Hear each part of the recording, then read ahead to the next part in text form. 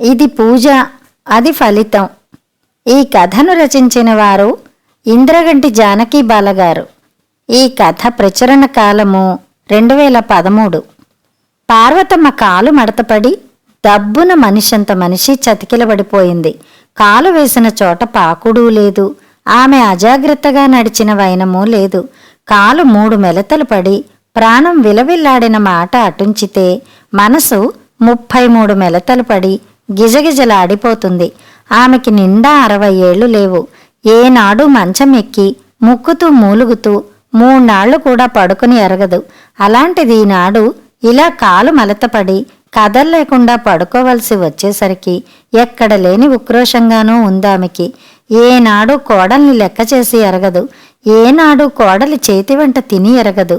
ఎప్పుడు వంటింటి మహారాణిలా రుచిగా వండి వార్చడమే తెలుసు. అందుకే ఆమె కొడుక్కి ఎవరి వంట నచ్చదని ఆమె గర్వంగా చెప్పుకుంటుంది.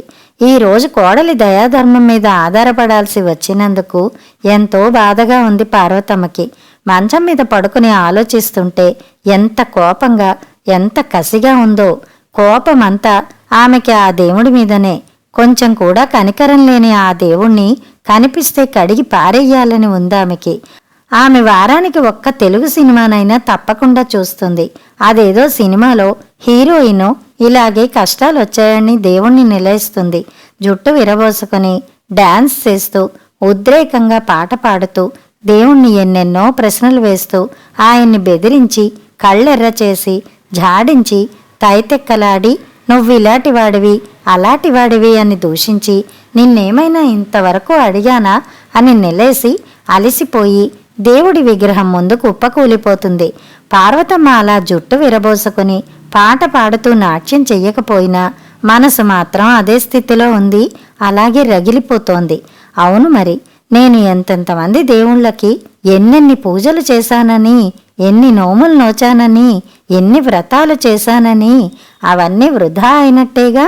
ఈరోజు ఇలా కాలు మడతపడి మంచాన పడ్డానంటే అసలు నేను పూజ చేయడం అంటేనే ఓ ప్రత్యేకత ఉంటుంది. పూలు కోయడం దగ్గర నుంచి నా పద్ధతే వేరు.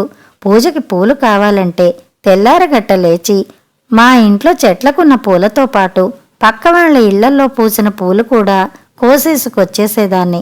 వాళ్ళు లేవక ముందే పసిరిక మొగ్గలతో సహితం తెచ్చేస్తే గాని నాకు తోచేది కాదు. అంత కష్టము ఎందుకు? దేవుడికి పూజలు చేయడానికి, పుణ్యం సంపాదించడానికే కదా. పార్వతమ్మ ఆలోచనలు సాగిపోతూనే ఉన్నాయి. ఏమో, నాకు మాత్రం చిన్నప్పటి నుంచి దేవుణ్ణి పూజించటంలో పక్కవాళ్లతో మహా పోటీగా ఉండేది. చిట్టిపొట్టి నోము, పండు తాంబూలం దగ్గర నుండి మొదలుపెట్టి శ్రావణమాసం నోములు, అట్లతద్ది నోములు, సావిత్రి గౌరీదేవి, 16 పళ్ళు, నందికేశుడు, ఋషి పంచమి, ఇలా ఒకటేమిటి అసలు నేను చెయ్యను నోమంటూ వ్రతం అంటూ ఉందా? లేదు. ఒక్కొక్క పుణ్యకార్యానికి ఎంత కష్టపడ్డానో, అందరితో ఎంత పోట్లాడానో ఆ దేవుళ్లకే తెలియాలి. వాళ్లే అది అర్థం చేసుకుంటే ఈనాడు నాకు ఈ కష్టం వచ్చేది కాదు. కొన్ని గుర్తుకొస్తుంటే పార్వతమ్మ బాధ మరీ ఎక్కువైపోతోంది. 16 పళ్ళ నోము చెయ్యాలనుకున్నప్పుడు ఇంట్లో కోడలు లక్ష్మి ఎంత రాద్దంతం చేసిందని, డబ్బు లేదని, పిల్లల చదువులకి ఫీజులకి బట్టలకే చాలక చస్తుంటే ఈ నోములు వ్రతాలు ఏమిటి అంటూ కొడుకుతో తగువ పెట్టుకుంది. కానీ ఆమె తెలివైందనుకుందేమో. అత్తగారు అంతకంతకు పోట్లాడి 2 నోళ్లు మూయించింది. ఏదో ఈ జన్మలో ఇంత పుణ్యం చేసుకుందామని అనుకుంటే దాని సొమ్మేం పోయిందట అని కసురుకుంది. నందికేశుడు నోముకి పుట్టింటికి పోతానని బెదిరించింది కోడలు. పోతే పొమ్మంది గాని ఆమె లొంగలేదు. నీ ఖర్చులకే 10,000 అప్పు మిగిలింది అన్నాడు ఒకనాడు కొడుకు. ఆ మాట భరించలేక 4 దులిపింది. కన్నతల్లి రుణం ఎలా తీర్చుకుంటావురా అనేసరికి తెల్లముఖం వేశాడా వెర్రినాగన్న. ఏ పూజ చేసినా, ఏ నోము నోచినా నాదే పై చెయ్యిగా ఉండాలి. దేవుడు నా భక్తికి మెచ్చి నా కష్టాలు గట్టెక్కించి నన్ను కాపాడాలి. ఇది పార్వతమ్మ పద్ధతి. మా వియ్యపురాలు వచ్చినప్పుడు ఆమెగారు తెల్లారి లేస్తూనే పూజామందిరంలో పూజ చేసేస్తుంది. నేనేం చేస్తానో అవన్నీ క్షణంలో తీసిపారేసి దులిపేసి మళ్ళీ నేను నా పూలతో పూజ చేస్తాను. ఆమెగారు సణుక్కుంటుంది. అయినా నాకేమిటి, నేను మాత్రం పక్క మనిషిని అస్సలు ఓర్చుకోలేను నాకంటే ఎవరు ముందున్నా సహించలేను. నా పనికి ఎవరడ్డు వచ్చినా ఊరుకోను. ఆ మధ్య నాగుల చవితి నాడు తెల్లారి లేస్తూనే నా కోడలికి కడుపులో నొప్పొచ్చి ఉన్న పళంగా ఆసుపత్రిలో చేర్చాల్సి వచ్చింది. 10 ఏళ్ల మనవరాల్నిచ్చి పంపానే గాని నా పుట్టలో పాలు పోయడం మానుకోలేదు. అవును మరి, మడి కట్టుకుని చలిమిడి చిమ్మిలి అన్నీ చేసి 2 మైళ్ళు దూరం నడిచి వెళ్ళి పుట్టలో పాలు పోసి మరీ వచ్చాను. నా కొడుకు ఎంత రాద్దంతం చేశాడో మరి. సంసారం అన్నాక కడుపులో నొప్పులు కాళ్ళు నొప్పులు వస్తూనే ఉంటాయి. అంత మాత్రాన దేవుడికి అన్యాయం చేస్తామా? 3 దేవతలకి ఎన్నో పూజలు చేశాను. అయినా నాకెందుకు ఇలా కాలికి దెబ్బ తగిలిందో అర్థం కావడం లేదు. పార్వతమ్మ తలుచుకుని మరీ మదన పడసాగింది. ఒరే అబ్బాయి, చిత్రగుప్తుడి వ్రతం సామాన్యం కాదురా. అన్ని దానాలు చెయ్యాలి. ఓ కాసు బంగారం కొనియ్యరా, సువర్ణదానం ముఖ్యం అంది. అదేమిటమ్మా, భూదానం గోదానం అన్నీ చెయ్యాలి, అన్నీ ముఖ్యమే అన్న కొడుకు మాటల్లో ఉన్న వ్యంగ్యం విని ఒళ్ళు మండిపోయింది పార్వతమ్మకి. ఏం నాయనా, ఆ మాత్రం కన్నతల్లి కోసం చెయ్యలేవా? ఆ సువర్ణదానం ఎవరికిస్తాను? నా కూతురు నీ చెల్లెలు విజయ్కేగా అంది. అంతలో కోడలు అందుకుంది. పెళ్ళై 12 ఏళ్లయ్యింది.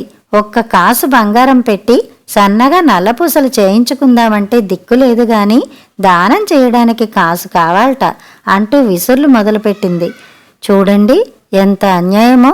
మా ఇద్దరి మధ్య మాట పెరుగుతుందని మా వెర్రినాగన్న భయం. అమ్మా, నీ ఒంటి మీదున్న 10 కాసుల్లో 1 కాసు విజయ్కిచ్చేయి అని చచ్చు సలహా ఇచ్చాడు. ఆమె ఊరుకోలేదు. ఏం నాయనా, ఈ తెలివి నీదేనా లేక అరువు తెచ్చుకున్నావా? అయితే విను, ప్రపంచంలో న్యాయం అంటూ ఉండాలి. నా ఒంటి మీద బంగారం అంతా విజయ్దని ఎప్పుడో నిర్ణయించేశాను. అందులో మళ్ళీ దానమేమిటి? ఇదిగో ఇప్పుడే చెప్తున్నా, ఇల్లు గుల్ల చేస్తూ ఈ బంగారాలు గింగారాలు కొంటూ కూర్చుంటే నేను ఊరిపోసుకు చేస్తా. ఎంత అన్యాయం! ఈమె గారి ఒంటి మీద బంగారం అంతా కూతురికేనట. మరి ఈమె గారి ఖర్చులన్నీ కొడుక్కి కోడలకి హారాలట అంటూ అరిచింది కోడలు.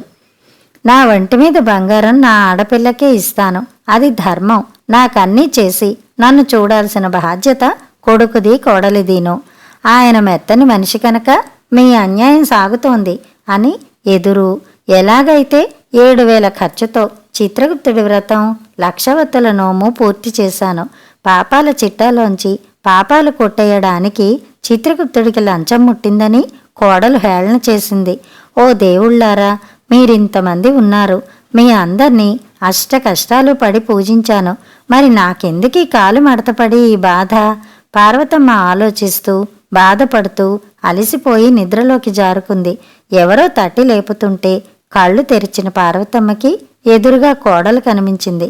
లేవండత్తయ్య, ముఖం కడుక్కోండి, కాఫీ తాగి స్నానం చేద్దరు. లక్ష్మి గొంతులో ఎంతో సౌమ్యత. వేణీళ్లు బాత్రూంలో పెట్టాను. పూలు కోసి దేవుడి దగ్గర పెట్టాను.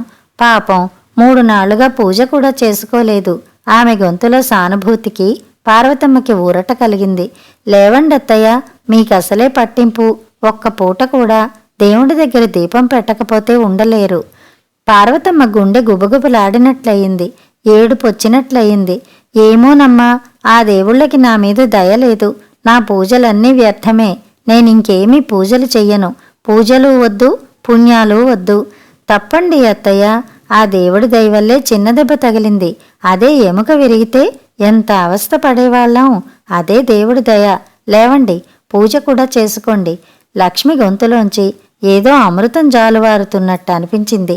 గుండె లోపలి ఎక్కడో చిన్న దీపం వెలిగినట్లు అనిపించింది పార్వతమ్మకి. కోడలు లక్ష్మి దేవుడి దయగా నిద్రలోంచి మేల్కొలుపుతున్నట్లు అనిపించింది ఆమెకి. కథ సమాప్తం.